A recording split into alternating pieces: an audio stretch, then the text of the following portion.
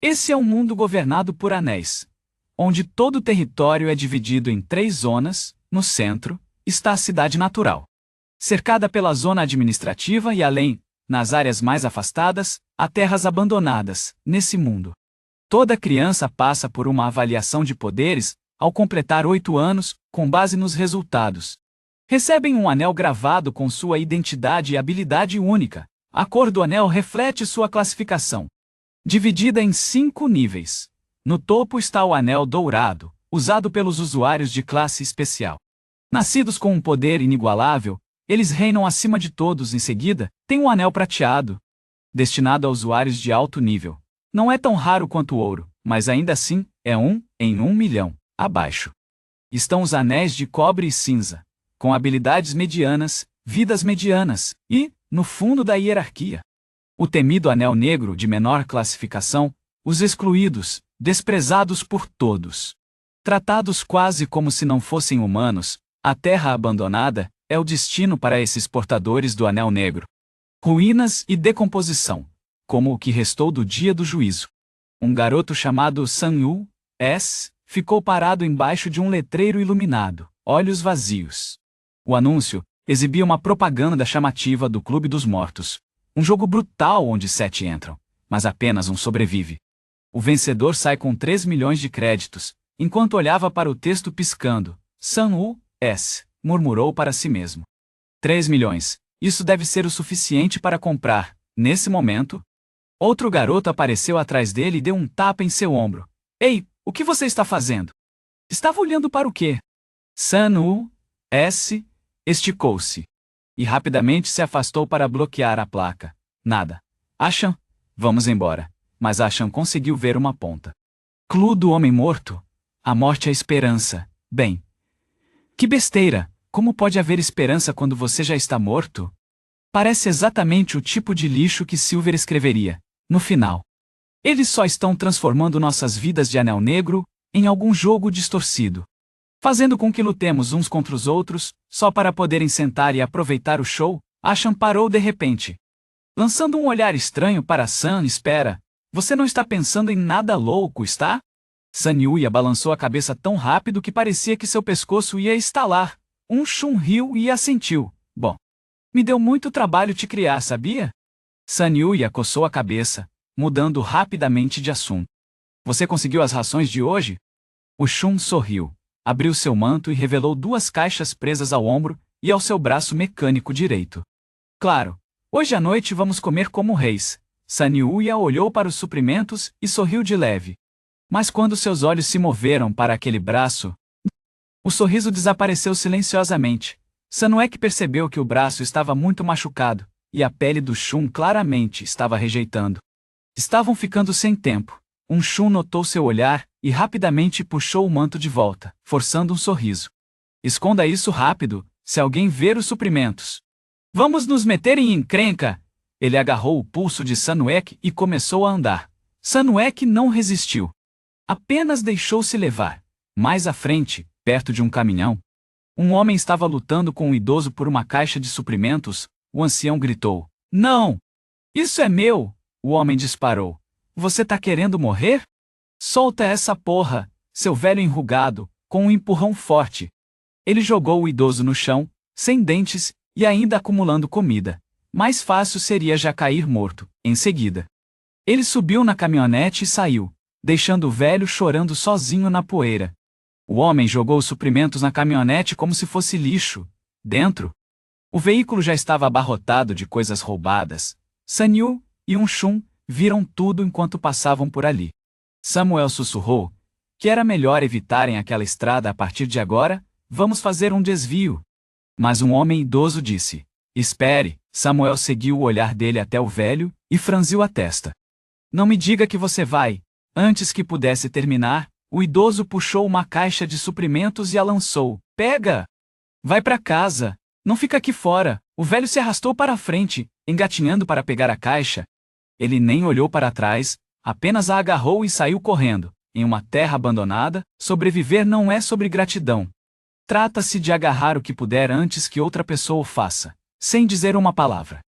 Shun se virou e levou Sanua por um caminho diferente, Eles não tinham ideia de que, no momento em que o velho entrou no prédio, já estava cercado. Várias figuras se aproximaram.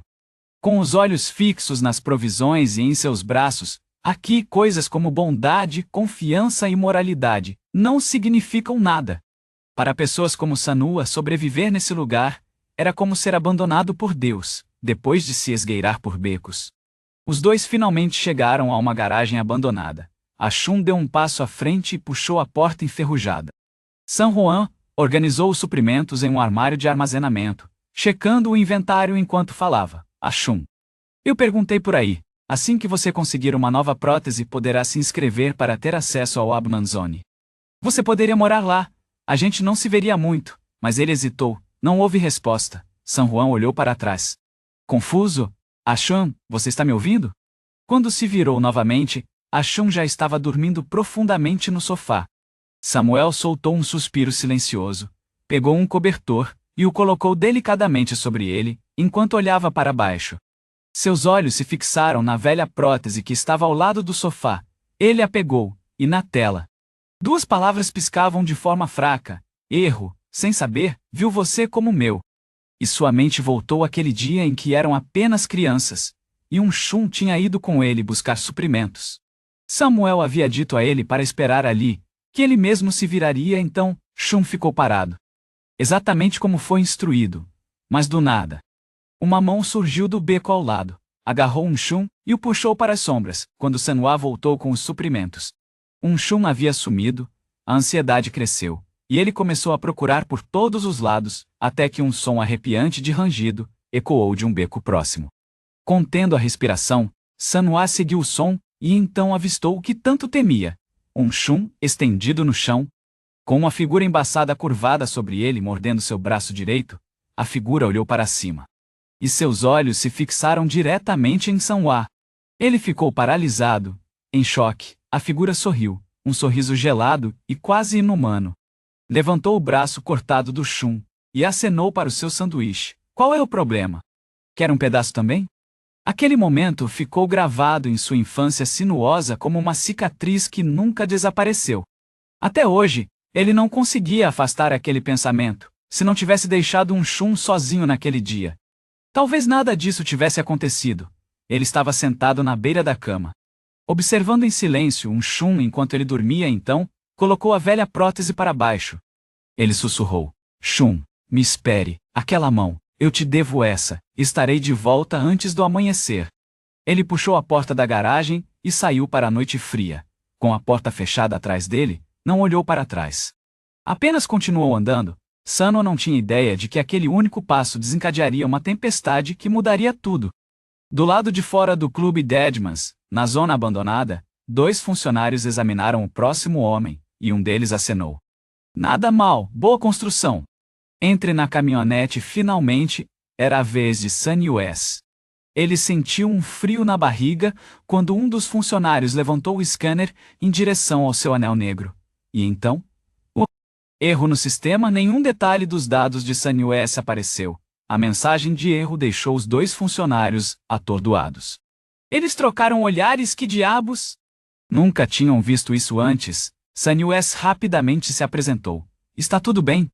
Acontece toda vez que vou pegar ração? É assim há anos. O funcionário que usava um visor franziu a testa. Já aconteceu antes, e o parceiro balançou a cabeça. Nunca ouviu falar disso. Pode não importar aqui na zona abandonada. Mas se ele está tentando entrar no setor administrativo, isso é um problema. Ele analisou o sono novamente com um anel negro. Mesmo resultado, erro no sistema. Enquanto isso, o cara atrás de Sanua estava ficando impaciente. Se ele não consegue se registrar, então que se mova. Não temos o dia todo. Sanua não se moveu, não falou, não sequer hesitou. O homem perdeu a paciência. Ei! Estou falando com você, freak. Sem aviso prévio. Ele acertou um golpe certeiro na parte de trás da cabeça de Sanyu. A pancada foi tão rápida que até a equipe e os espectadores ficaram surpreendidos. Mas Sanyu apenas virou a cabeça e encarou o cara. Sem expressão, o homem ficou irritado. O que você está olhando, Brad? Achando que é durão? Sanyu ignorou o cara atrás dele e calmamente se virou de volta para a equipe. Por favor, fiquem de pé mais uma vez. Eu preciso estar nessa competição. Mas nesse instante, Uma rajada de vento forte atrás dele sinalizou que o perigo estava se aproximando. Ele se lançou para o lado e conseguiu desviar por pouco de um chute pesado. Sandwell estava bem. O atacante, no entanto, se esticou demais e acabou fazendo um verdadeiro espagate. Pelo jeito que ele fez careta, algo definitivamente se rompeu. 2 funcionários riram. Ele tem talento, sem dados, sem problemas. A gente só vai reaplicar na multidão. Um homem desgrenhado, com cabelo bagunçado e um cigarro pendurado nos lábios, estreitou os olhos. O cara que caiu estava segurando a perna, enquanto tentava se levantar cambaleando. O rosto dele contorcido de dor. Seu pequeno imbecil, eu subestimei você então, com um grunhido. Ele puxou uma adaga de trás das costas, justo quando o homem estava prestes a atacar. Os dados de Sanyu finalmente foram carregados, e os funcionários o empurraram para dentro do caminhão. O atacante tentou seguir, mas um dos funcionários o impediu com um sorriso sarcástico. Guarde isso para a arena. Você vai ter a sua chance. Ele lançou um olhar para o anel de cobre no pescoço do funcionário, e reprimiu a raiva. CCH se achando durão por causa do cobre, nem mesmo um sujeitinho de prata. Não vale a pena o meu tempo de qualquer forma na multidão. Alguém riu com deboche sério? Eles escolheram aquele galho em vez de mim. Estou claramente em melhor forma. Outro riu, esse é o ponto. Assistir a um frágil e bonitinho se ferrar, é isso que atrai a audiência, exatamente. Estou morrendo de vontade de ver aquele garoto ser destruído. Então, o homem desgrenhado apagou o cigarro e suspirou. Idiotas como você são a razão pela qual pessoas sem poder acabam sendo rotuladas como a classe do mal. Assim, os freaks com habilidades podem brincar com elas. Ele se levantou e caminhou em direção ao caminhão. Você devia estar agradecido por não ter sido escolhido. Isso significa que você pode respirar um pouco mais, seu idiota. Vamos agitar a multidão. Por que você está se achando? Você também foi rejeitado, não foi? O homem desgrenhado apenas riu. Eu? Só vim aqui para fumar, é isso? Você realmente não lembra? Acho que ainda não ganhei partidas suficientes, e agora? Com isso, ele jogou o cabelo para trás. Revelando a maior parte do rosto, a multidão ficou em choque. Caramba, é ele, é o Tin Tion. O campeão atual do Clube do Homem Morto. Com 40 anos, H venceu de forma convincente na partida do rei. Jean Tion já tinha chegado ao caminhão. Um dos funcionários o cumprimentou com um sorriso. Jean Tion, não perca essa carona de novo. Ele entrou, subindo lentamente e examinando um a um os rostos dentro do veículo, quando o motor começou a funcionar. Ele se sentou em um canto tranquilo, sua mente vagando para longe. Alegre-se por sobreviver, pensou. Ecoando levemente em sua mente, ele sabia muito bem, aquela era uma viagem sem volta para a morte. Nesse exato momento, dentro do arquivo do sistema central da zona administrativa, um lugar que guardava cada detalhe sobre os usuários de habilidades. Uma figura solitária permanecia imóvel no coração da estação de controle principal. Seus dedos se moviam pelo teclado com uma velocidade impressionante, então, ele parou de repente. Com os olhos fixos na tela, antes de soltar um sorriso, aqueles olhos eram idênticos. O Filho de Deus poderia realmente ser você na tela do sistema. O perfil recém-carregado pertencia a ninguém menos que Sanua. Enquanto isso, dentro do caminhão, Sanuas olhava fixamente pela janela. Sem perceber que já tinha chamado a atenção de alguém, tudo o que ele conseguia pensar era em voltar antes do amanhecer. Se algum Shun descobrisse, ele com certeza ia levar uma surra. De repente, refletido no vidro, ele viu o homem de antes. Aquele que havia se machucado. Agora, o cara estava ao lado dele, segurando uma adaga, sem aviso. O homem desceu com a lâmina, mirando direto em Sanuas. Ele rapidamente apertou o botão de ajuste que ficava embaixo do banco. O corpo dele caiu para trás enquanto a perna esquerda se projetava para cima, atingindo o pulso do homem. A adaga saiu de sua mão e fincou-se direto no teto. Sanua se levantou rapidamente, encarando o atacante. Shin Tion olhou de relance, com a expressão vazia enquanto observava a cena se desenrolar. O homem soltou uma risada insana. Agora sim, isso é mais interessante. Teria sido chato, se você não tivesse reagido. Deixe-me aquecer antes que o verdadeiro show comece. A expressão de Sanua escureceu. A verdadeira competição ainda nem tinha começado, e ele não podia se dar ao luxo de perder energia com ninguém como aquele cara. Mas se ele reagisse agora, todo mundo veria do que ele era capaz, e acabaria se tornando o maior alvo do caminhão. Ele estava preso em um dilema, paralisado, sem saber o que fazer. Foi então que uma sombra passou rapidamente por ele. E com um soco brutal, atingiu em cheio a cabeça do atacante. O homem desabou na hora. Samwoo ficou olhando para Kim Tian. Sem palavras. Espera, o que acabou de acontecer? Do banco da frente, o motorista deu uma risada. Shin Cheon. Estou contando com você para manter a calma até chegarmos lá. Shin Cheon acenou preguiçosamente, sem estresse. Ele não vai acordar, e se acordar, é só desmaiar de novo. Samuel estava atordoado. Aquele cara era enorme. E Shin Cheon o derrubou com um único soco? Que tipo de poder era aquele? Se eles acabassem na mesma luta, ele não teria chance. Quando Shin Cheon se aproximou, Samuel gaguejou um agradecimento baixo. Shin Cheon parou por um instante, e então deu um sorriso sarcástico. Pensou consigo mesmo que seu oponente era uma criança ingênua. Mas, ei, você teve sorte, não vai enfrentar a minha ainda. Não a menos que ganhe esta noite. Sanyo estava prestes a dizer algo, quando uma adaga que estava cravada no teto caiu, solta dos solavancos da estrada, e acertou Shin Cheon bem na cabeça. Ele parecia completamente indiferente. Depois daquele pequeno acidente, mais 30 minutos se passaram até que o caminhão chegasse à enorme parede que separava a zona abandonada da área administrativa.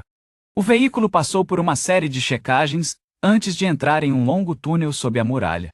À medida que o túnel iluminava a frente, um mundo totalmente novo se desenrolou diante dos olhos de Sônia. Arranha-céus imponentes, luzes brilhantes, ruas limpas repletas de um fluxo interminável de carros. Era uma cidade radiante de luxo e vida. Era a primeira vez que Sônia via algo tão deslumbrante. O distrito administrativo era tão diferente da miséria da zona abandonada. Não parecia nem real.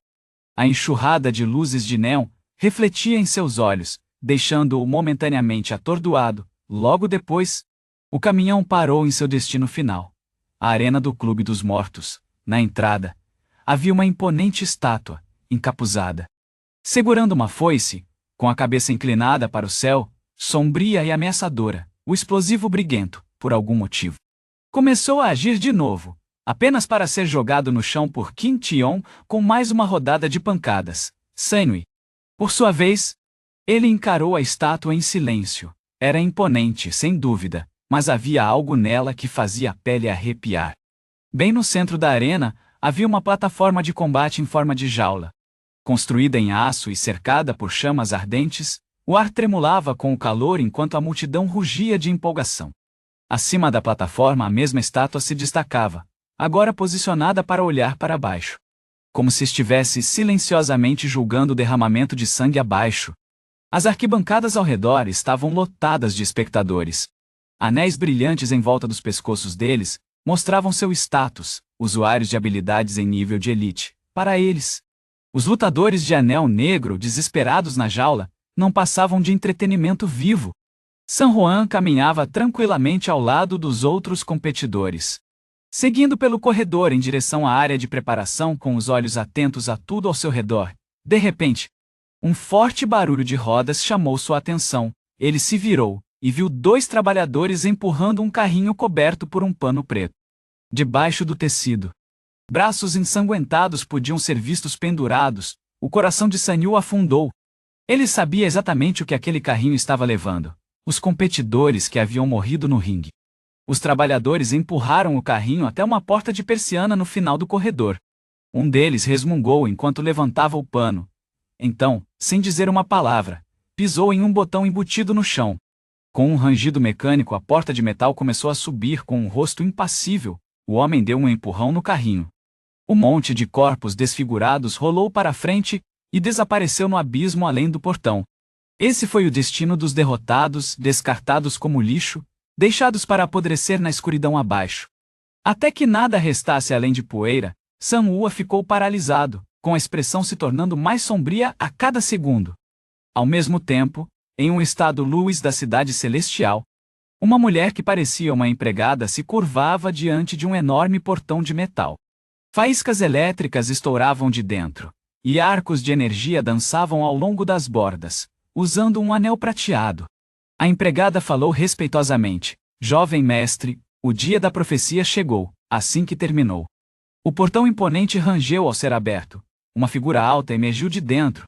Uma luz dourada piscou brevemente em torno de seu pescoço, e depois desapareceu. Enquanto isso, na sala de preparação da arena, os 6 competidores que haviam chegado com Sanua estavam todos reunidos. Cada um vestia um colete numerado, e o ar estava carregado de tensão. O cara que havia provocado Sanua mais cedo agora segurava uma adaga e o encarava com hostilidade aberta. À sua direita estavam mais 2 competidores, um armado com soco inglês e o outro com uma faca, na frente deles. Havia mais 2, um com uma arma de impacto, um bastão retrátil, e o outro segurando um porrete com pontas. E ainda tinha o Sanua Iwi, que estava completamente desarmado, sem um graveto, apenas com as mãos nuas. As regras eram claras: 7 competidores, mas apenas 6 armas.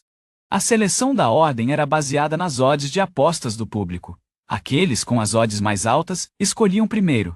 Sanua estava por último, sem nenhuma chance, com apenas 1,2% de apoio quando chegou a sua vez.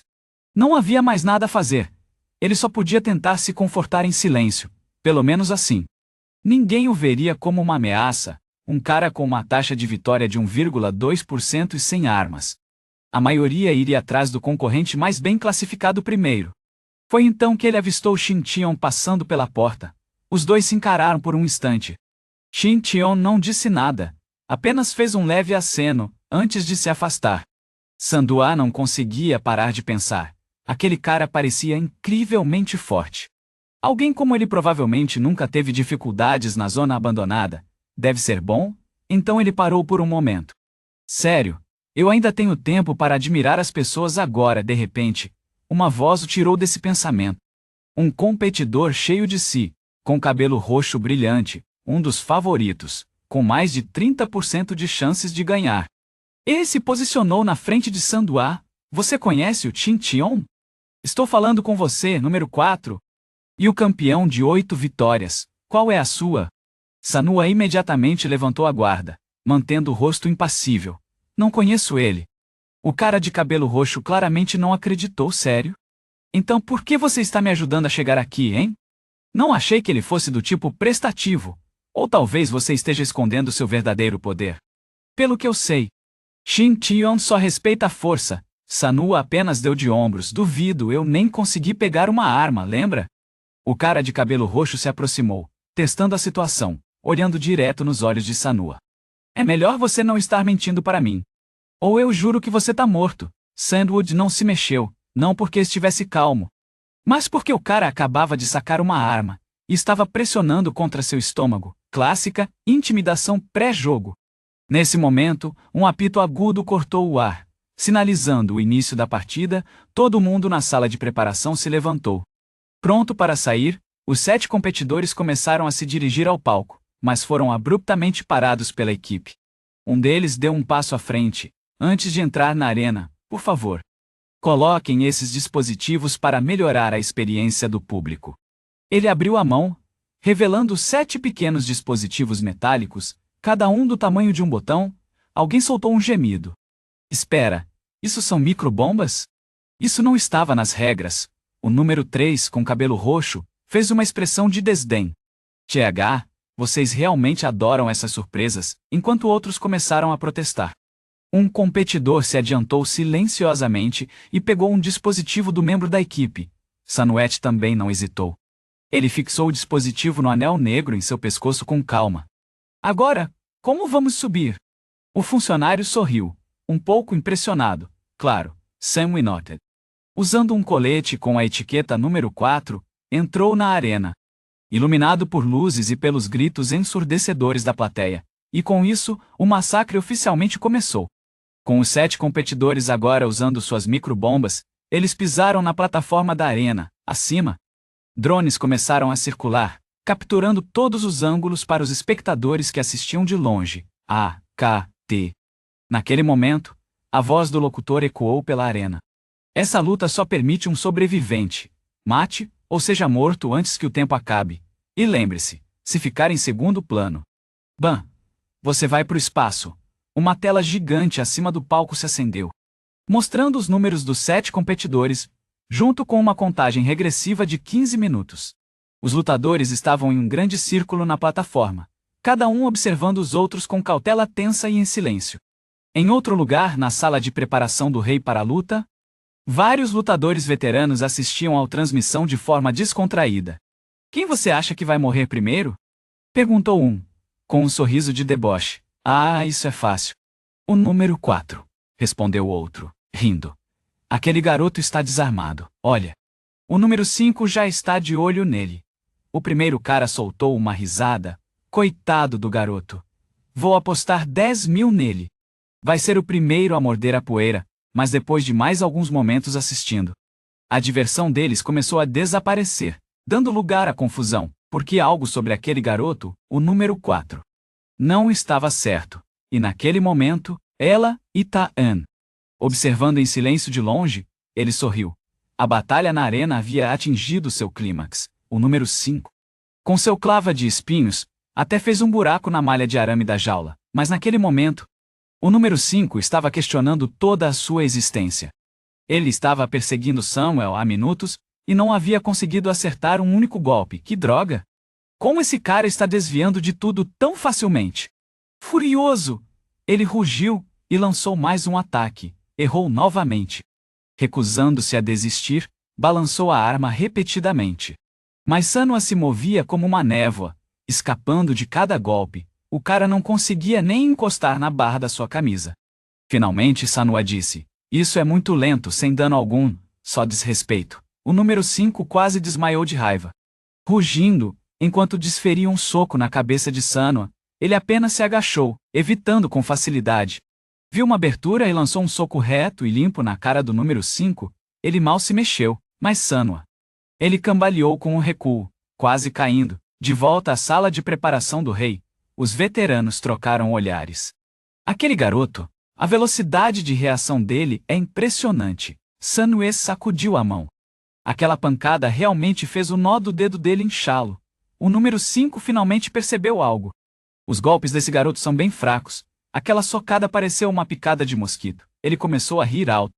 Sanua coçou a cabeça. Ou talvez sua pele seja simplesmente ridiculamente grossa. Aquela frase pegou pesado. O número 5 pirou, rugindo de raiva e partindo para cima de Sanua, gritando que iria matá-lo, mas antes que ele pudesse se aproximar, uma voz fria soou atrás dele. E quem exatamente você planejava matar com isso? Uma lâmina longa e reluzente tocou a nuca do número 5 falante. Era o número 2, o cara de cabelo bem curto que havia discutido com Sanua mais cedo. Ele sorriu. Esse aqui é meu. Sem aviso, ele cortou a garganta do número 5 e jogou o corpo para o lado, como se nada tivesse acontecido. Sanua conseguia sentir a tensão no ar. O número 2 exalava uma intenção de matar tão intensa que era quase sufocante. Enquanto limpava o sangue da lâmina com o ombro, o número 2 fixou os olhos em Sanua. Você me humilhou lá na caminhonete. Eu não esqueci. Se alguém mais te matar primeiro, em quem eu vou descontar isso? Com o número 5 caído, o total de mortos subiu para 2. Foi aí que o pânico finalmente começou a tomar conta. O número 6 agarrou a tela de arame e gritou: eu desisto! Eu desisto! Fica com o dinheiro. Só me deixe sair daqui. Não importava o quanto o número 6 implorasse e gritasse. A equipe do lado de fora da arena não se moveu nem um pouco. Um deles apenas balançou a cabeça. Tirou um dispositivo semelhante a um controle remoto do bolso e pressionou um botão sem hesitar. Instantaneamente, a microbomba no número SXNSI começou a piscar em vermelho, cada vez mais rápido, menos de 2 segundos depois. Uma enorme explosão iluminou a arena. Sua cabeça desapareceu em uma explosão de fogo. Quando o corpo sem cabeça caiu no chão, o número 1, a poucos passos de distância, quase teve um colapso total. Gritando descontroladamente do outro lado, o número 3, o cara de cabelo roxo, já havia derrotado seu oponente. Sentado casualmente em cima do corpo, ele estalou a língua. Ótimo, roubou todo o meu brilho, então. Seus olhos se fixaram no cadáver recém-decapitado. De repente, uma ideia lhe ocorreu. Ele se agachou e puxou a corda de vice do corpo que estava embaixo dele.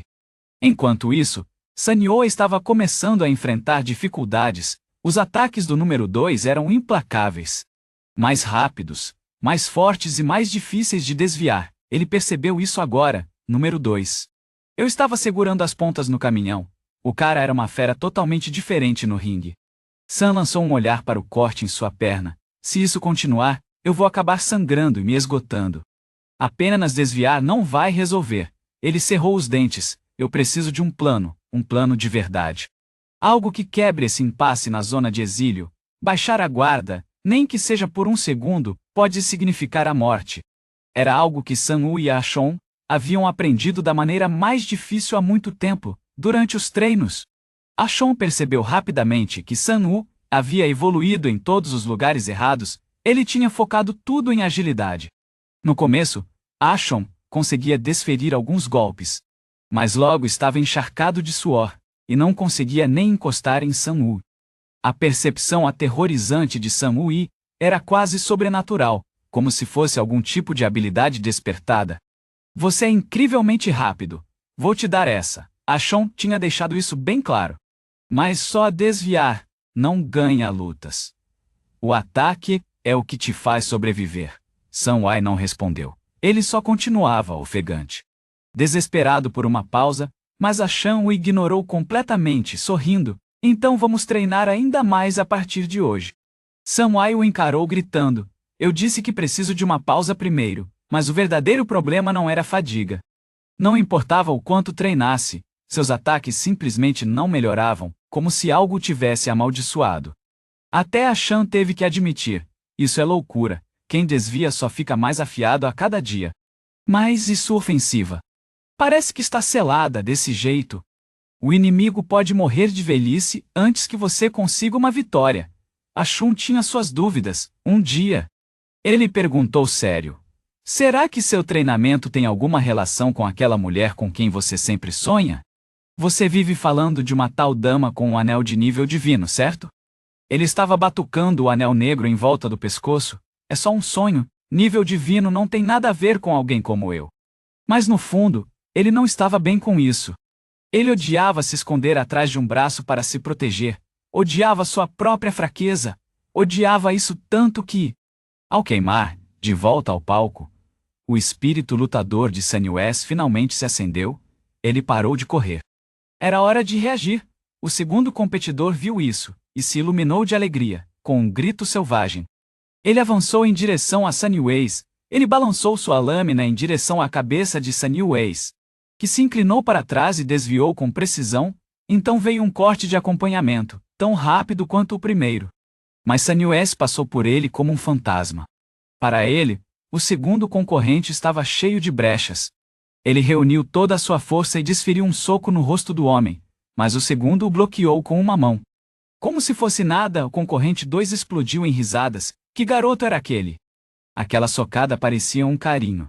Você esqueceu de comer ou algo assim? Enquanto falava, ele puxou Sun-woo pelo braço e o girou como um boneco de pano. Lançando-o pelo ar na arena, Sun-woo bateu com força no chão, mas não hesitou. Ele se virou e se levantou rapidamente. 2 indianos riram, ou ficaram ainda mais maníacos. Então você é só um ratinho sorrateiro que só sabe correr, né? A presença dele era sufocante. Tão intensa que até Samuel sentiu um tremor percorrer seus membros, na sala de preparação. Todos que assistiam à transmissão estavam perplexos. Até mesmo XNT parecia confuso. Esse garoto é forte ou fraco? Ele desvia como um profissional, mas os socos dele são uma droga. Espera aí. Não me diga que ele está escondendo algum tipo de movimento secreto, antes que alguém pudesse entender a situação. O terceiro competidor, que estava em silêncio até então, de repente, lançou algo em direção ao espaço acima de Sun-woo. Que estava em segundo lugar, Sun-woo piscou, confuso, e instintivamente olhou para cima. Ele viu uma mancha escura voando rápido, direto em direção a um dos drones pairando, quando sua visão se esclareceu. Ele ficou paralisado. Era uma microbomba. Um terço tinha sido arrancado daquele cadáver mais cedo. O coração de Sun-woo despencou. Droga! Mas antes que ele pudesse reagir, o terceiro já havia levantado sua arma e disparado na direção da bomba. Num instante, a pequena explosão do drone acionou uma reação em cadeia, detonando a microbomba como um desafio. Chamas irromperam, envolvendo tanto o segundo concorrente quanto Sun-woo, até o apresentador não pôde deixar de comentar. Uau, o terceiro é implacável. Não é à toa que ele é o concorrente mais bem classificado. Quando a fumaça se dissipou, o segundo saiu cambaleando, seu corpo queimado e seus gritos ecoando pela arena. O que mais surpreendeu o terceiro? Ele claramente tinha mirado em um ataque naquele quarto garoto. Como diabos ele conseguiu desviar? Que tipo de reflexos são esses? Quem era aquele garoto? Enquanto isso, Sanji mal conseguia se manter de pé. A explosão tinha acontecido bem acima dele, embora tivesse escapado do pior. A explosão deixou seus ouvidos zumbindo, e sua cabeça girando, antes que o terceiro pudesse fazer outro movimento. O segundo, ferido, mas ainda enfurecido, de repente avançou em sua direção com um golpe feroz. Ele derrubou a arma da mão do terceiro. Lançando-o pelo ar, o objeto caiu perfeitamente aos pés de Sônia. O segundo aproveitou o momento. Agarrou o terceiro pelo pescoço e o jogou no chão, mas o terceiro não era fraco, apesar da emboscada. Ele rapidamente reverteu a situação, prendendo o segundo sob seu corpo com facilidade. Especialmente agora que o segundo estava gravemente queimado, apertando os dentes, o segundo se virou para Sanua e rugiu. A arma, pega ela, atira nele. Mata ele agora, mas Sanua não se moveu nem um centímetro. Ele simplesmente olhou de volta, frio, sem expressão, e em silêncio, vendo que Sanwai não se movia. O segundo competidor finalmente cedeu, implorando. Certo, entendi. Só me salva. Eu te dou a vitória. 3 milhões de dólares, cara. Mas o terceiro apenas sorriu sarcasticamente e murmurou idiota, com isso. Ele deixou seu peso cair, cravando a lâmina direto no coração do segundo. O segundo se contorceu algumas vezes no chão e ficou completamente imóvel. O terceiro se levantou lentamente. Ele esticou os membros doloridos e resmungou. Droga, olha pra mim! Que bagunça! Virou-se para Sanua com um sorriso frio. Prestes a dizer algo arrogante, quando um tiro ecoou pelo ar, terceiro congelou e olhou para baixo, sem acreditar. Seu peito tinha um buraco enorme, sangue jorrando em torrentes, antes que pudesse reagir. Mais 3 tiros foram disparados, 2 atingindo o peito e um direto na cabeça. Nem um médico lendário poderia ter salvado ele daquela atirador. Ninguém menos que o concorrente 1, que ficou se escondendo como um covarde o tempo todo. Ele explodiu em uma risada histérica. 3 milhões, é tudo meu, o favorito da multidão, o chamado concorrente 3. Considerado imbatível, nunca em seus piores pesadelos ele imaginou ser eliminado pelo covarde de menor classificação com um perfeito Mozambique Drill. No momento em que o concorrente 3 caiu no chão, a arena inteira ficou em silêncio por um instante. E então, eruptou em aplausos ensurdecedores. Era a carnificina que eles estavam esperando. O rugido da multidão ecoava além das paredes do estádio, reverberando por toda a cidade. Enquanto isso, em outro lugar, alguém assistia a uma transmissão ao vivo em silêncio. Os olhos fixos na imagem de Sukei na tela, essa pessoa ficou encarando por um bom tempo antes de soltar um suspiro profundo e murmurar. Não se atreva a morrer. Anel negro. Enquanto falava, o homem abriu os braços. E correntes de eletricidade roxa e aterrorizante faiscavam pelo seu corpo. Deslizavam como serpentes de destruição, famintas para apagar tudo, de repente. As lâmpadas das ruas próximas explodiram uma após a outra, em explosões afiadas de faíscas. Aquilo era apenas o começo. Como uma reação em cadeia, descargas elétricas irromperam pelos bairros periféricos da cidade. Mergulhando as ruas uma vez iluminadas em completa escuridão, a corrente se espalhou rápido. Correndo em direção à arena central, os semáforos pifaram, e enormes painéis de LED se estilhaçaram. E um por um, tudo caiu em um silêncio mortal, em questão de segundos. Toda a zona de jurisdição foi engolida por aquela tempestade roxa. Só a arena de batalha continuava iluminada.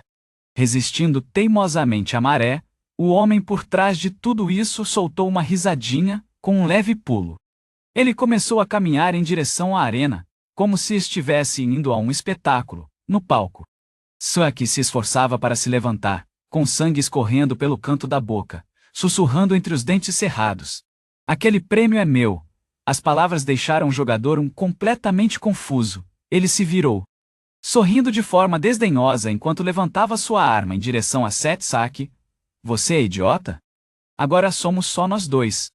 E eu tenho uma arma com que você vai lutar contra mim? Com os punhos? Satsaki sabia muito bem que seu corpo estava prestes a colapsar, mas por Agachan e aqueles 3 milhões. Ele não podia desistir. O drone capturava cada momento, transmitindo tudo ao vivo. O comentarista gritou de empolgação. O jogador 4 não desistiu. Ele ainda estava lutando até o último suspiro. O jogador 1 apontou a arma diretamente para Satsuki. Sorrindo com desdém, como se dissesse que era o fim, com isso, ele puxou o gatilho. Disparando a bala final em direção a ele, Satsuki fechou os olhos, mergulhando sua consciência em um silêncio total. Sentia a bala se aproximando, o ar quente ao seu redor impregnado com um cheiro metálico de morte, de alguma forma. Na sua mente, aquela bala em alta velocidade parecia desacelerar. Num instante, os olhos de Satsuki se abriram. Ele virou a cabeça para o lado, e milagrosamente, conseguiu desviar. Parte da plateia achou que o jogador 1 simplesmente havia errando, e uma onda de vaias ecoou pela arena. Mas só o jogador 1 ficou paralisado de terror, encarando Satsuki. Como você conseguiu desviar disso? Você realmente é um anel negro? Não, isso é impossível, nós dois somos lixo de baixo nível, enquanto murmurava. Sua mão escorregou, e a arma caiu no chão. Satsuki, levando seu foco ao limite. Estava agora tonto e mal conseguia se manter em pé. Ao ver isso, a esperança extinguida do jogador 1 de repente reacendeu, com um grito ensurdecedor. Ele gritou: morra! Ele puxou a adaga que tinha escondida em si, e avançou direto em direção a Satsuki. Segurando a lâmina em uma pegada invertida, ele desferiu um golpe para baixo, mas, apesar da tontura, Satsuki conseguiu desviar por pouco. Em seguida, ele tentou um golpe ascendente. Não era muito. Mas o jogador 1 também não era exatamente um tanque. Isso fez com que ele cambaleasse para trás. Satsuki entrou, com a mão esquerda segurando o pulso do jogador 1, o braço direito girando para travar o cotovelo, e, em um movimento ágil, desarmou-o. Seus olhos se tornaram penetrantes, com a adaga agora em suas mãos. Ele cortou horizontalmente em direção à garganta do jogador 1, mas, justo quando estava prestes a atacar, pretendendo apenas ferir, não matar, ele congelou. A lâmina parou a alguns milímetros da pele. Uma pressão aterrorizante se aproximava rapidamente da arena, vinda da sala de preparação para o campeonato. Qin Tian olhou fixamente para a tela, as sobrancelhas franzidas. De repente, a escuridão engoliu todo o ambiente. Os monitores ficaram pretos e as luzes do teto piscaram antes de se apagar. Enquanto a confusão se espalhava entre os outros, Qin Tian virou a cabeça rapidamente em direção ao corredor. Não era apenas uma queda de energia. Alguém estava se aproximando, e como ele suspeitava, o som de passos ecoou pelo corredor, lentos, firmes, e indo direto em direção à arena. Um frio percorreu sua espinha, uma sensação intensa e gelada. Aquela aura, era impossível confundi-la. Alguém poderoso estava se aproximando ao mesmo tempo. A luta no palco foi interrompida de maneira abrupta. Satsuki olhou para baixo, surpreso ao ver que a microbomba em seu pescoço havia caído sozinha. Ele se virou em direção à entrada, seu olhar se tornando mais sério. Quem quer que estivesse vindo?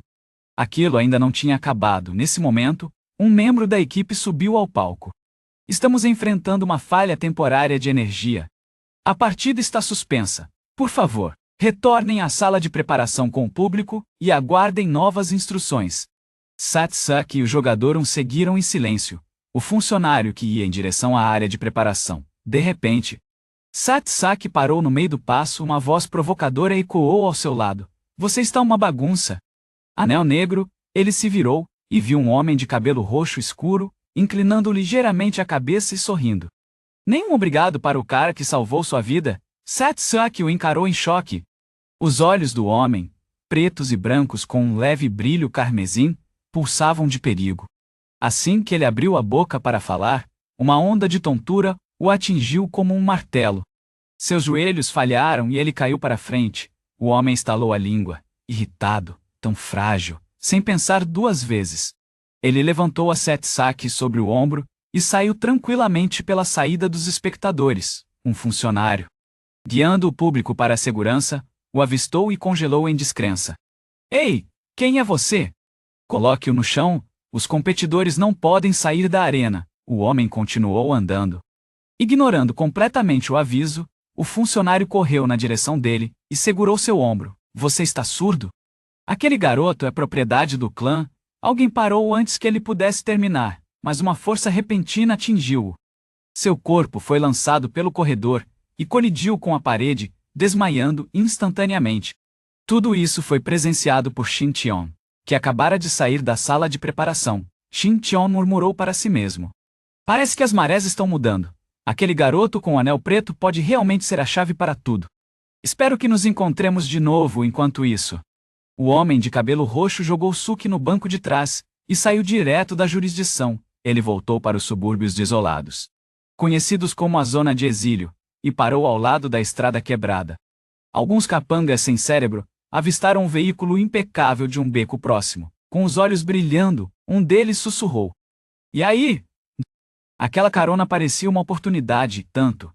Era uma maldita Range Rover, dentro do carro. O homem olhou para o Suki, ainda inconsciente, claramente perdendo a paciência, com um suspiro. Ele estendeu a mão e deu um pequeno choque nele. Como uma terapia elétrica despretensiosa, a corrente estourou.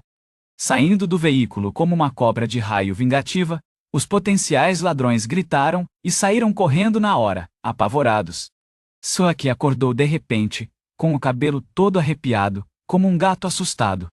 Metade dos dias, ele aspirou o ar e murmurou: Quem está grelhando carne que tem um cheiro bom? Virou a cabeça e imediatamente avistou o homem que o havia tirado do clube. Quem é você? Por que me trouxe aqui? Antes que a última palavra saísse de sua boca, uma pressão esmagadora o envolveu. Tão intensa que parecia que o ar havia se tornado sólido. Naquele instante, Suki percebeu que aquele homem não era apenas um especialista, ele era de alto nível, possivelmente até acima disso. Logo uma sensação de alteração tomou conta. Por que alguém como ele salvaria um anel negro? Satsuki tinha visto muitos espers tratarem pessoas como ele como se fossem brinquedos descartáveis. Enquanto processava tudo aquilo, sua mão se estendeu silenciosamente em direção à maçaneta da porta do carro. Ele não precisava de respostas, mas de distância, no momento em que estava prestes a sair correndo. O homem finalmente falou. Meu nome é Rukwa. Satsuki congelou. Esse era o nome dela, Rukwa, um dos 8 grandes clãs. Classificado em terceiro lugar, uma linhagem de elite temida por todos, ele olhou instintivamente para a gola do homem. E avistou o leve brilho de um anel metálico embaixo dele. Rukawa deu um sorriso maroto. Como se estivesse lendo a mente de Satsuki. Isso mesmo, você acertou. Ele puxou casualmente. Abriu o colarinho e revelou um deslumbrante anel de ouro ao redor do pescoço. Em seguida, apontou direto para Satsuki. Eu sugiro que você abandone qualquer ideia de fugir. De agora em diante, sua vida está sob minha proteção. Filho do divino, a mente de Satsuki deu um nó. Uau, uau, uau, uau, isso não é algum mangá Belly, cara. Não sai por aí dizendo coisas que vão nos colocar em uma situação complicada. E o que é esse filho do divino? Você consegue pensar antes de falar? Vendo o estado agitado de Satsuki, Rukwakam lhe explicou. A lenda diz que, além do anel de ouro das elites, existe um nível a mais, o grau divino, o anel arco-íris. Um esper de classe divina pode enfrentar centenas de elites de ouro sozinho. Eles são quase iguais a deuses. Satsuki piscou. Espera, acho que já ouvi essa lenda antes. Não era esse cara chamado Rukawa Matsunori ou algo assim? Perguntou. Rukawa Sodiai, corrigiu Rukawa. O cérebro do meu bisavô, Satsuki, entrou em modo de conspiração total. Espera aí. Criança divina é igual a filho do Sodiai, que é igual ao seu avô, o que significa que eu sou seu avô. Vanadi! Rukawa deu um tapa direto na cabeça dele, enquanto Satsuki ficava ali cuidando do galo que tinha levado. Rukawa completou. As histórias que você ouviu são uma porcaria, desde o início dos espers. Só 3 seres de verdadeiro nível divino existiram. Rukuo continuou meu bisavô, pensou Ruku, Lady Mayway, que possuía os poderes de previsão e imortalidade. E um homem que desapareceu logo após ser confirmado como nível divino. Esses são os únicos 3 conhecidos por terem alcançado esse nível. Em você, você é o filho de Lady Mayway. A própria espera imortal, Satsuki o encarou como se ele tivesse perdido a razão. Ele puxou o colar para baixo, apontando um dedo para o anel negro ao redor do pescoço. Eu? Uma criança divina? Cara, você tá vendo isso aqui? É negro, isso é lixo de baixo nível. Qual parte disso grita escolhido para você? Mas, de repente, ele parou. Aquele sonho, a mulher com o anel de arco-íris. Será que ela realmente poderia ser sua mãe? Rokawan percebeu seu silêncio e suavizou o tom. Eu entendo. Você deve ter 1000 perguntas. Vou responder todas com o tempo. Mas, por enquanto, a sobrevivência vem em primeiro lugar. Sua cara apareceu ao vivo em todo o setor. Não vai demorar para que chegue à cidade Celestia, e quando isso acontecer, as pessoas que querem te ver morto vão correr para cá. Uma nova guerra está prestes a começar, nas estradas empoeiradas da zona de exílio. Um carro elegante e impecável atravessava a multidão, atraindo olhares de todos os que passavam dentro do carro. Suki estava encostado na janela em silêncio, com um olhar distante. Rukawa deu uma olhada para ele. Achando que ele ainda estava tentando processar essa história de filho divino, tentando provocar uma reação. Ele perguntou: Você sabia que não tinha chance nenhuma naquele torneio, por que entrar então? Satsuki olhou com uma expressão neutra. Eu precisava do dinheiro, justo quando Rukawa estava tentando entender o que estava acontecendo. Satsuki apontou para a calçada, para o lado, bem ali. Eles pararam em frente a uma loja de eletrônicos de segunda mão bem bagunçada. O proprietário olhou para cima e fez uma cara feia. Você de novo? O quê? Finalmente trouxe o dinheiro. Satsuki acenou com a cabeça e então se virou, encarando Rukawa. Rukawa piscou. Por que você está me olhando assim? Eu pareço um caixa eletrônico para você? Satsuki disparou de volta com um discurso cheio de culpa. Você não disse que iria cuidar de mim? Rukawa suspirou e cedeu. Tudo bem. Escolha o melhor modelo que ele tiver. O proprietário os levou para a sala dos fundos. Mexendo em uma pilha de peças de tecnologia antigas, Satsuki falou em um tom baixo. Tem alguém na zona do exílio. Um tal de Shun. Ele é meu amigo desde a infância. É um cidadão de classe inferior, e tecnicamente, não deveria nem estar aqui. Mas ele ficou. Disse que foi por causa do braço machucado. Mas eu sei que é por minha causa. Eu entrei naquele torneio para conseguir dinheiro suficiente e comprar um braço mecânico para ele. Se ele puder se mover livremente de novo, vai conseguir sair e arrumar um emprego de verdade na zona principal. Ruku observava Satsuki. Um peso na cabeça, ele não fazia ideia de quantas vidas esse torneio estava prestes a mudar. Quando Satsuki saiu segurando uma caixa reforçada, Ruku o alertou. Qualquer um que esteja perto de você agora é um alvo, se você realmente se importa com ele. Precisa se afastar. Suki ficou em silêncio. Ele assentiu lentamente. Deixa eu conversar com ele primeiro. Preciso me explicar, depois disso. A gente resolve as coisas. Ainda tenho muitas perguntas para você. Não demorou muito, e Ruku parou em frente à casa da Satsuki. Satsuki saiu com a caixa na mão. Enquanto Ruku ficou no carro esperando, Satsuki correu em direção à porta de enrolar. Segurando a caixa com força, provavelmente estou parecendo um desastre. A Shun com certeza vai me dar uma bronca. Mas vale a pena, assim que eu contar para ele sobre toda essa história de candidato da turma especial. Ele se perguntava como ele reagiria. Levantou a tampa, sorrindo para a escuridão. Shun parou de fingir que estava dormindo. Você precisa ver o que eu trouxe para você. Ele gritou enquanto entrava cautelosamente na sala completamente escura. De repente, algo sob seus pés o fez tropeçar. Ele olhou para baixo e na luz fraca viu um braço severamente cortado ali. Era um braço de Shun. Com sangue ainda fresco escorrendo, uma voz estranha ecoou das sombras. Finalmente, sua casa, disse Suki. Eu esperei muito tempo. Eu não teria acreditado se não tivesse visto com meus próprios olhos. Esconder algo tão valioso nesse lugar sujo e esquecido, genial, uma figura com um anel de prata saiu das sombras. Estalando os dedos de maneira casual, as luzes se acenderam, o homem se acomodou no sofá.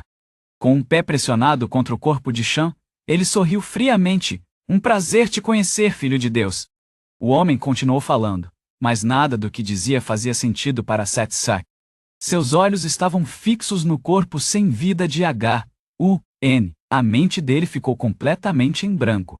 Como se tudo tivesse desmoronado de uma vez então.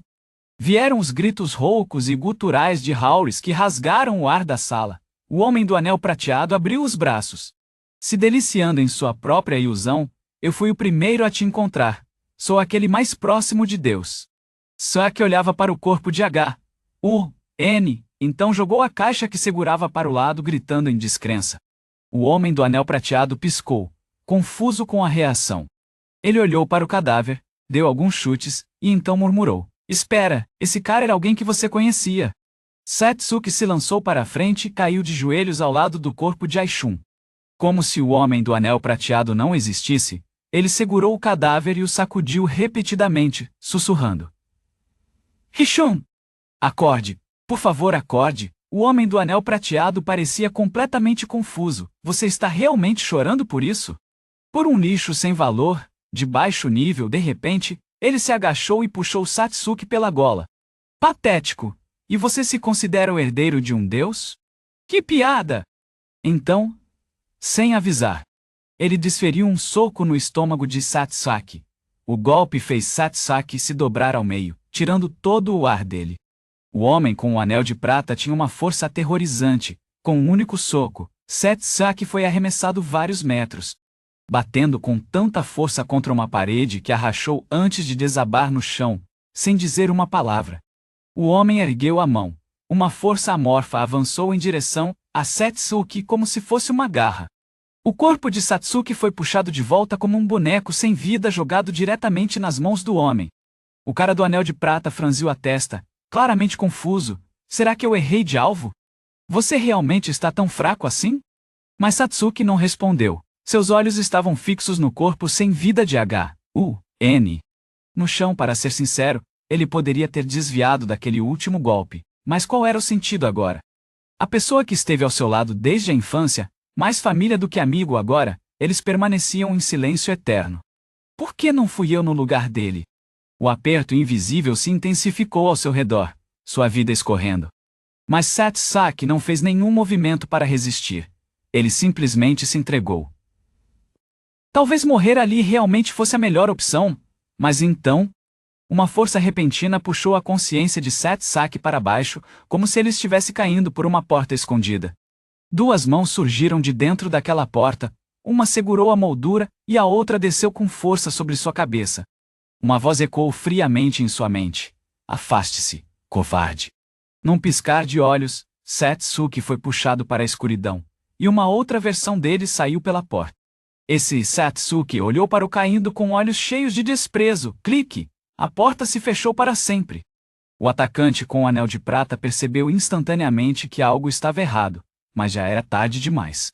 Satsuki levantou os dois braços e agarrou o pulso do inimigo, com um movimento violento.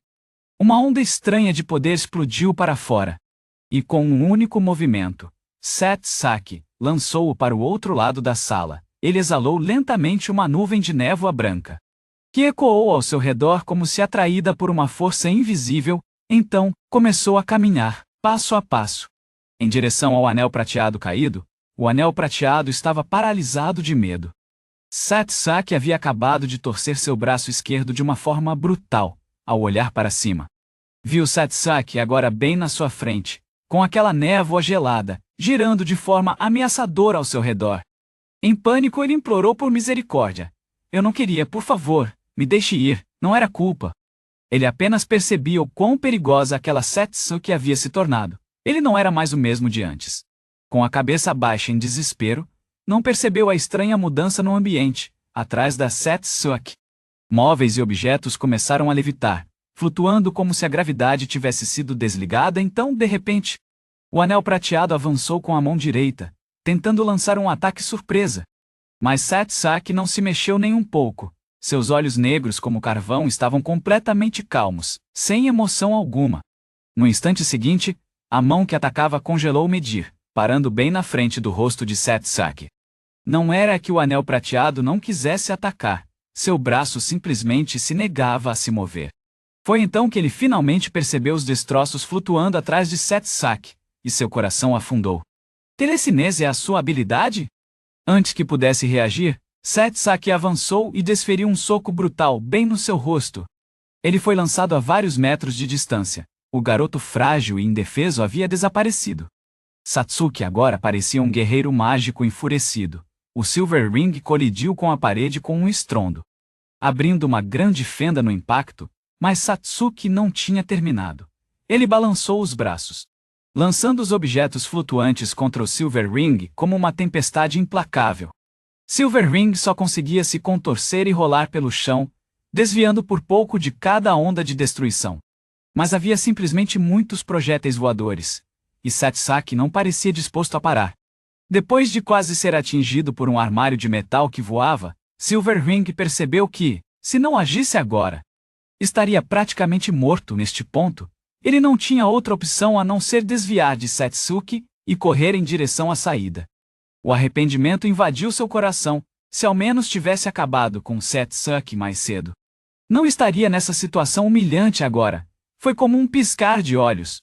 Ele já estava na porta, sabia 1 ou 2 detalhes sobre telecinese, havia um limite de alcance. Se conseguisse sair para o lado de fora, o poder de Suki não o alcançaria, mas isso era só um sonho. Assim que ele chegou à entrada, uma figura crepitante de eletricidade bloqueou seu caminho. Ryan Okawakami estava ali, com o rosto duro como gelo. Você acha que pode simplesmente ir embora? Depois de destruir este lugar? Os olhos, com anéis prateados, se fixaram no anel dourado no pescoço do homem, e na cicatriz em seu rosto. E as correntes elétricas dançando sobre sua pele. Tudo se encaixou. Só podia ser aquele homem infame, Rayuno Kawakami. Naquele breve momento de pânico, ele não percebeu a forma de olhos negros de Satsuki, reaparecendo silenciosamente atrás dele. Com um movimento simples, Satsuki levantou a mão, e o próprio braço esquerdo severamente cortado de Silver Ring se ergueu de repente. Se prendendo firmemente ao seu pescoço, ele se contorceu e arranhou, socando seu próprio membro em desespero. Mas não se moveu. E então, snap, o som do pescoço se quebrando, ecoou pela sala. Silver Ring acabara de ser morto por sua própria mão. O corpo de Silver Ring balançou, e então desabou de joelhos com um baque surdo, morto na hora. Satsuki também vacilou um pouco. Sem emoção, levantou um pé e chutou o cadáver para o lado como se fosse apenas lixo. Então, ele virou lentamente a cabeça, e aqueles olhos negros como um abismo se fixaram em Rayuno Kawakami. Rai viu a expressão e soltou uma risada. Ah, você também vai brigar comigo, mas antes que ele pudesse terminar. Os olhos de Satsuki se reviraram, e ele desabou de cara no chão. A queda foi pesada. E a névoa branca fantasmagórica que o cercava começou a se dissipar. Raiju franziu levemente a testa. Isso não era bem o que ele esperava do chamado Filho da Salvação. O tempo passou. E a escuridão começou a se espalhar pelo céu. De repente, Satsuki acordou com um grito no sofá. Era como se tivesse sido puxado para fora de um pesadelo. Ele se levantou devagar, e ao olhar para cima viu a silhueta de um corpo coberto por um lençol branco na cama de ferro à sua frente. Tatsuki ergueu o olhar e viu Ryu, também conhecido como Kawakami, encostado na porta fumando. Ao lado dele estava o corpo retorcido de um anel prateado. Ryu olhou de lado, percebendo um movimento acordado. Mas, né? Nesse era? Perguntou ele de maneira casual. Tatsuki não respondeu, segurando a dor que crescia em seu peito. Ele mancava em direção ao corpo de N com as mãos trêmulas, levantou o lençol branco. Quando ele viu o rosto sem vida dela, uma onda de tristeza quase o afogou. Ele se ajoelhou e a levantou com cuidado nos braços, mas a luta anterior o havia esgotado completamente. Ele cambaleou e caiu no chão. Mesmo na queda, ele protegeu Aga-chan com seu próprio corpo. Ryu observava em silêncio.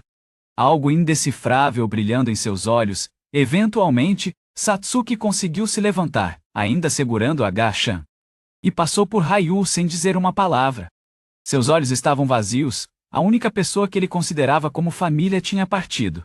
Debaixo da velha árvore em frente à casa, a mesma árvore onde costumavam brincar, Suki cavou uma cova e, com cuidado, colocou HHH1 para descansar.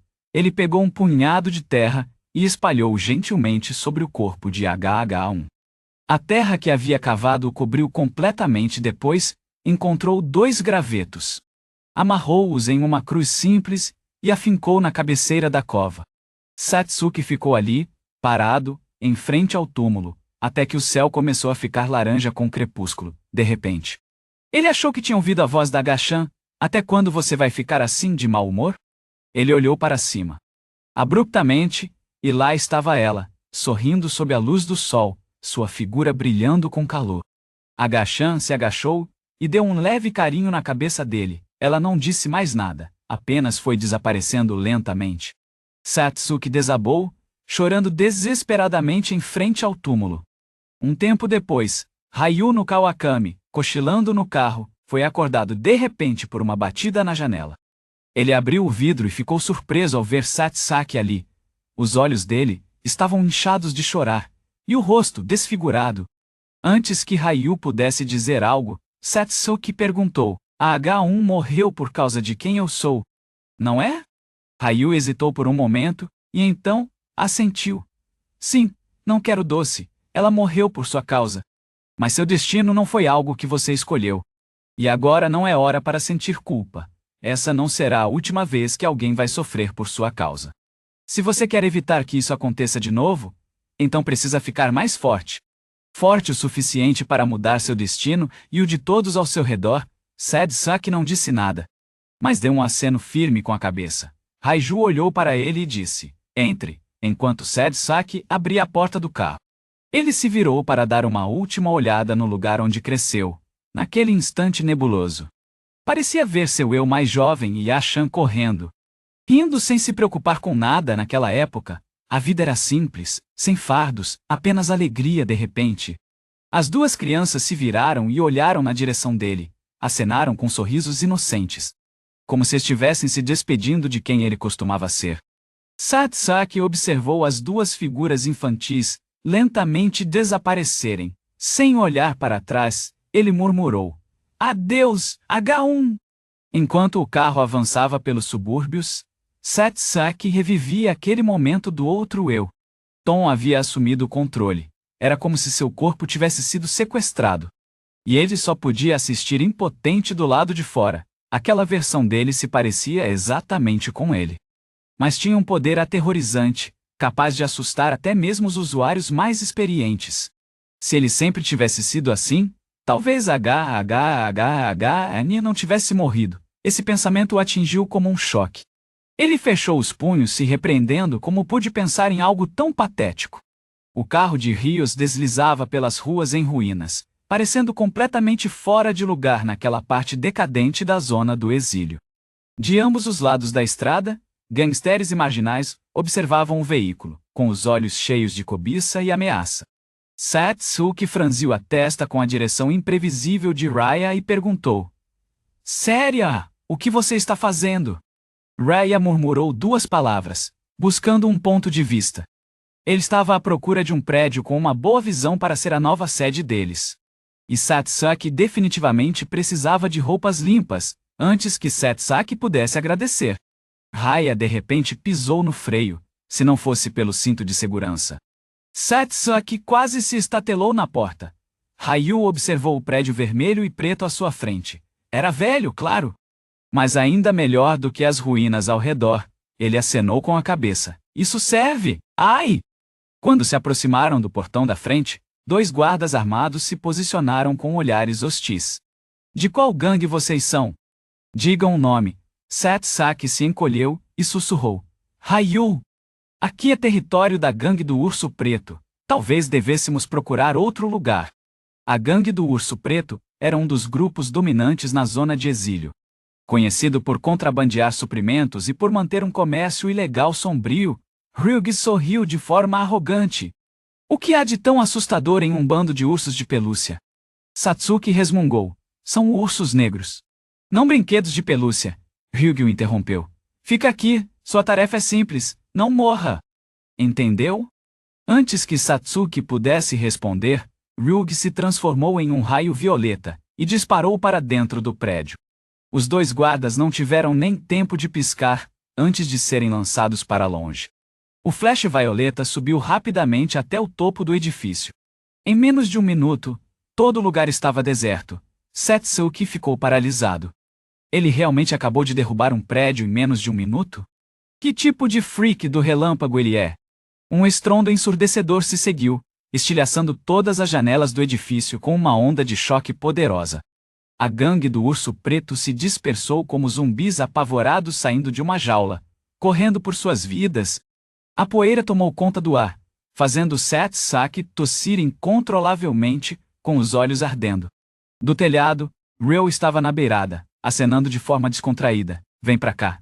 Satsuki olhou ao redor. Não havia mais ninguém. Ele deu de ombros e entrou. Enquanto isso, Ryo e Satsuki ocupavam a antiga fortaleza do Urso Negro, nos portões do Clube dos Mortos, em outro bairro. Um veículo peculiar parou. Uma garota vestindo um equipamento de contenção pesado foi escoltada para fora. Seu rosto estava cheio de medo e ansiedade. Ela foi levada para uma câmara mal iluminada, onde um homem estava encostado no centro. Atrás dele, a parede tinha uma cratera com formato humano. A menina avançou, colocando as duas mãos na cabeça do homem. Um brilho suave emanava de suas palmas. Momentos depois, a menina desabou no chão, completamente exausta. Um dos homens vestidos de preto franziu a testa e perguntou: Você viu o rosto do atacante? Suando muito, ela assentiu. Cabelo roxo escuro, um anel dourado, habilidades raras com eletricidade. Quando ele saiu, levou um garoto que usava um anel preto. O homem acenou com a cabeça. Já chega, voltem para o laboratório. A garota olhou para o corpo sem vida que sua habilidade causou. A culpa transbordando em seus olhos. Desculpe, murmurou um dos outros. Então, o jovem mestre da família Lu está desafiando abertamente os 8 clãs agora. Mas por que pegar o garoto do anel negro? Seja como for, reporte isso primeiro. Enquanto isso, Satsuki estava preso em um pesadelo como nunca tinha conhecido. Tudo ao seu redor era totalmente negro, com correntes vermelhas de sangue se agitando e se contorcendo. Uma voz familiar, a de Shun, ecoava repetidamente, implorando por ajuda, transbordando dor e desespero. Suki correu, com o coração acelerado, tentando alcançar a voz, mas não importava quão longe ele corria, não havia fim à vista. De repente, a cena mudou. Anéis prateados se erguiam diante dele, com o rosto distorcido pelo ódio, gritando: Você é um fracasso sem valor. Matou seu amigo. É um lixo. Olhe para isso. Silverring se virou e quebrou o próprio pescoço bem na frente dele, o sangue jorrando como uma fonte. Satsuki acordou de um pesadelo, os olhos arregalados de medo. Só depois de olhar ao redor, percebeu que tudo não passava de um sonho. A voz de Lu Jixuan vinha de perto, calma e descontraída. Você acordou?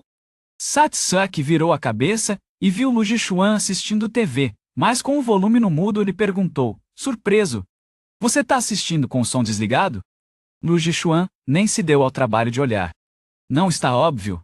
Enquanto Suki, de 7, se sentava, Lu Jixuan finalmente aumentou o volume. A voz do apresentador de notícias preenchia o ambiente. O incidente envolvendo um usuário de habilidade atacando a arena ainda estava sob investigação. Saki olhou pela janela. Já estava completamente escuro. Quanto tempo eu estive fora? Lu Jixuan levantou uma sobrancelha. Não importa. Você deve aproveitar enquanto pode. Dormir em paz está prestes a se tornar um luxo. Suki suspirou e se virou. As pessoas que estão me perseguindo já vão chegar logo, né? Lu Jixuan digitava freneticamente no celular. Pode ser a qualquer momento. Ou talvez em alguns dias. Nervoso, Satsuki ficou em silêncio. Claro que ele estava com medo. Em um lugar como aquele, ficar vivo já era uma vitória. Mas mesmo no inferno, ainda havia coisas pelas quais valia a pena viver. De repente, um controle remoto acertou sua cabeça. Lu Jixuan riu. Você estava viajando, é? Esfregando a testa dolorida. Satsuki suspirou. Lu Jixuan, você é forte, claro. Mas e se houver muitos deles? Não quero te arrastar para baixo. Lu Jixuan sorriu. Quem disse que sou o único que você tem? Ele levantou o telefone, mostrando a tela. Um grupo de conversa mostrava 4 avatares marcados como lidos, com o rastreamento de localização ativo. Lu Jixuan se acomodou. Um traço de incerteza na voz. Ainda assim? Estou curioso para saber o que esses 4 vão escolher. Eles vão honrar a promessa feita há 18 anos de te proteger. Ou vão te virar as costas. Talvez até se aliar à família Lin?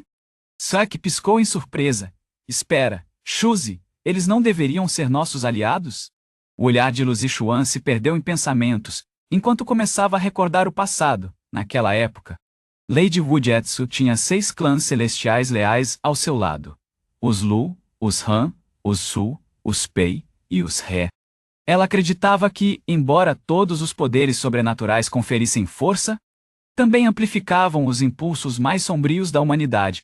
Seu sonho era um mundo onde aqueles com poderes e os sem poderes pudessem viver juntos em paz. Mas a família Lin se opôs ferozmente a essa visão, com o tempo.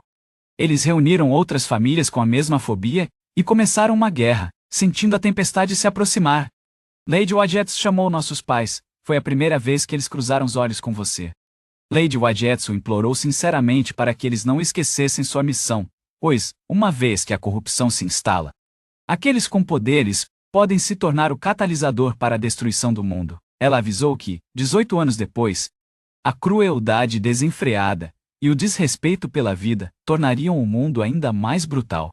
Ela acreditava de todo o coração que a fissura entre as paredes internas e externas era a consequência direta de deixar indivíduos empoderados crescerem sem controle. Então, ela deixou a escolha nas mãos deles. Isso só poderia significar que, se a guerra estourasse novamente, seus descendentes estariam prontos para protegê-la.